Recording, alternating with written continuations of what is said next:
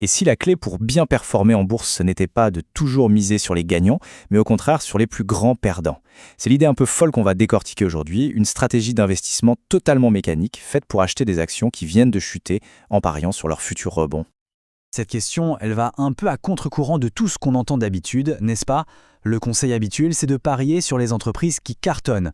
Mais là, la stratégie qu'on explore, elle prend le contre-pied total. Elle parie sur le retour en force de ce que le marché a un peu délaissé. Alors, le principe de base, le voici. Attention, il ne s'agit pas du tout d'acheter à l'aveugle tout ce qui baisse. L'objectif, c'est de suivre un processus très structuré, qu'on peut répéter et qui va surtout sortir les émotions de l'équation. On va se concentrer sur des entreprises solides qui traversent peut-être juste une mauvaise passe. Pour que cette méthode fonctionne, tout est une question de discipline et de processus. Alors, voyons ensemble à quoi ressemble un mois typique quand on applique cette stratégie. Ce calendrier, c'est une véritable feuille de route. Ce qui saute aux yeux, c'est que la majeure partie du mois, on est en mode passif. Et puis, tout s'accélère dans les tout derniers jours. C'est ce cycle très rigoureux qui est là pour nous empêcher de prendre des décisions impulsives. Allez, on entre dans le vif du sujet. Comment on passe de l'immensité du marché à juste une petite poignée de candidats qui nous intéressent vraiment? Tout commence vers le 21 de chaque mois. On prend un outil de screening boursier et on lui demande de nous sortir les 15 ou 20 plus grosses entreprises européennes qui ont le plus baissé sur le mois. Ça, c'est notre point de départ, notre liste brute. Et maintenant, on commence à filtrer. Ces 4 règles-là, elles sont absolument non négociables. D'abord, il faut que la baisse soit sérieuse, au moins 15%. Ensuite, règle très importante pour ne pas trop se concentrer sur un titre, on n'achète jamais 2 fois la même action. Et bien sûr, on vérifie que l'entreprise n'est pas au bord du gouffre financièrement et qu'on peut l'acheter et la vendre facilement. C'est notre premier filet de sécurité. Après les chiffres bruts, on passe au qualitatif, parce qu'une entreprise peut très bien passer les premiers filtres, mais être ce qu'on appelle un piège de valeur. Donc on va écarter manuellement celles qui ont des problèmes de fond, une grosse restructuration, des ennuis avec la justice. Le but, c'est bien d'acheter une baisse de marché, pas une entreprise en plein déclin. Ok, notre liste est bien plus courte maintenant, il ne nous reste que les finalistes. Pour les classer sans aucun biais émotionnel, on va utiliser un système de notation purement objectif. Ce score sur 100, c'est le cœur du réacteur. Il se base sur 3 piliers. 40 points sont donnés en fonction de l'ampleur de la baisse. Plus ça chutait, plus on a de points. Logique. 30 points viennent d'un indicateur technique, le RSI, qui nous dit si une action est potentiellement survendue. Et les 30 derniers points mesurent à quel point le cours s'est éloigné de sa tendance de long terme. Et voilà ce que ça donne en pratique. D'un côté, un ETF sur les banques qui a énormément baissé, ses indicateurs sont au plus bas, il obtient un super score de 89.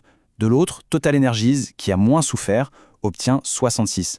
Le système, de façon purement mathématique, nous dit que l'ETF bancaire est sur le papier une meilleure opportunité de rebond. On arrive au moment clé du mois. Le classement est fait. Voyons maintenant comment on passe concrètement à l'achat. On ne va pas investir le même montant partout. L'idée, c'est de pondérer nos paris. L'action qui a le meilleur score, la numéro 1, reçoit 30% de notre investissement du mois. La deuxième, 25%, et ainsi de suite. La cinquième ne reçoit que 10%. On mise plus sur nos plus gros potentiels. Bien sûr, la réalité du marché vient parfois mettre son grain de sel. L'exemple de LVMH est parfait.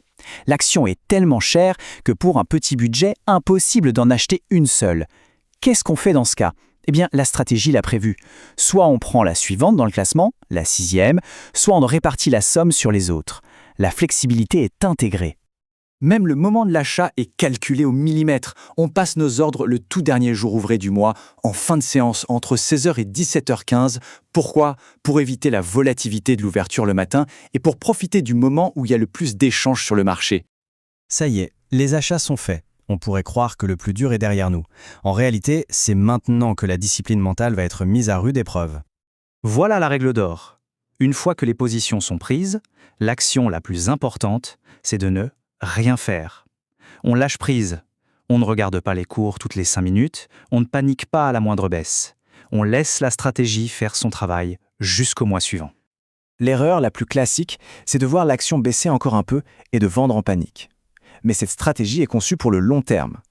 On s'engage à garder chaque position pendant au moins 1 an pour donner au rebond le temps de se matérialiser. L'autre grande tentation, c'est de vouloir moyenner à la baisse, de se dire « Tiens, ça a encore chuté, je vais en reprendre pour faire baisser mon prix moyen ». La stratégie l'interdit formellement. C'est une règle de gestion du risque cruciale pour ne pas mettre tous ses œufs dans le même panier. Alors, concrètement, on peut s'attendre à quoi comme résultat ? Attention, ce n'est pas une formule magique. On vise un taux de réussite d'environ 65% après 1 an pour une performance moyenne qui se situe entre 15 et 25%. Mais il faut être très lucide, il y aura des perdants, et il faut accepter la possibilité d'avoir une année dans le rouge. Au bout du compte, tout se résume à ça. Le succès de cette stratégie ne vient pas d'une intuition de génie ou d'un coup de chance. Il vient de la discipline. La discipline de suivre le processus, à la lettre, mois après mois, sans jamais dévier.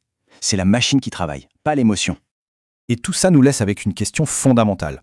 Dans ce monde où on est bombardé d'infos, de news, d'alertes, est-ce que le fait d'avoir une stratégie purement mécanique est l'avantage décisif, ou est-ce qu'au contraire c'est le plus grand des angles morts, qui nous fait passer à côté de l'essentiel?